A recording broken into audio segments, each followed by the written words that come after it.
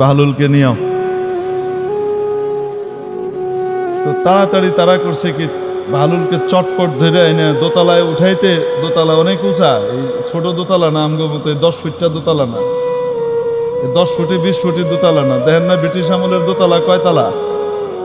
আরে আপনাদের সলিমুল্লাহ মেডিকেল কলেজের এক এক তালা কত উঁচা দেখেন না?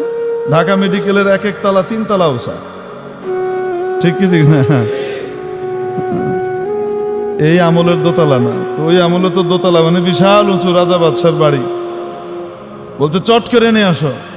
এখন এরা করছে কি, ওইটা নিয়ে এসে ওখানে দড়ি দিয়ে এক ধরনের কি ছিল ব্যবস্থা ছিল যে দ্রুত শর্টকাট উপরে উঠা যায়, নামা যায়। নিচে দড়ি বাঁধা, উপরেও কি দড়ি বাঁধা। ওই জায়গার ভিতরে আস্তে করে ইয়ের ভিতরে বসায়া দিছে টান, সাই করে উপরে গেছে গা।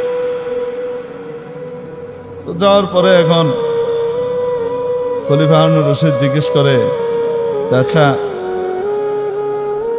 বাহলুল বলো তো দেখি আল্লাহরে কেমনে পাওয়া যায়? তুমি যে আল্লাহর এত কাছাকাছি হইছো, তুমি কেমনে হইছো কত দেখি একটু। তো বাহলুল কয়, যেমনে আপনি আনলেন ওইভাবে। কয় এটা আবার কি? বলে বুঝেন নাই? তো উনি কইতেছে, আমি বাহলুল যদি আপনার সাথে দেখা করতে চাইতাম তাহলে আমাকে কত কাঠখড় পুড়িয়ে আপনার বাড়িতে আসা লাগতো, কত দৌড়ঝাঁপ করে আপনার কাছে আমাকে আসা লাগতো। কিন্তু যেহেতু চাইছেন আপনি, আমার মতো এক নগণ্য মানুষকে আপনি আপনার এখানে আনতে চাইছেন, এই জন্য সিঁড়ি দিয়ে আসতে দেরি হবে এতটুকুও বরদাস্ত করা হয় নাই, ফু করে কৃত্রিম লিফট দিয়ে উড়াই লই এসে এত তাড়াতাড়ি এসে পড়ছে।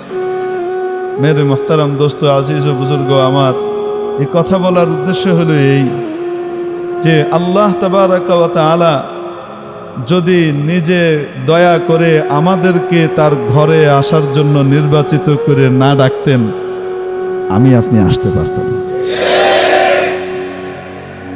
অনেক বড় বড় শিক্ষিত, অনেক বড় বড় ডিগ্রিধারী, অনেক বড় বড় টাকাওয়ালা, অনেক বড় বড় যোগ্যতাওয়ালাদের কান পর্যন্ত আপনাদের এই মাহফিলের আওয়াজ গিয়েছে, খবর পৌঁছেছে, কার্ডও গেছে, দাওয়াতও গেছে, আসতে পারে নাই। আপনি আমি চলে আসছি, কে আনছেন?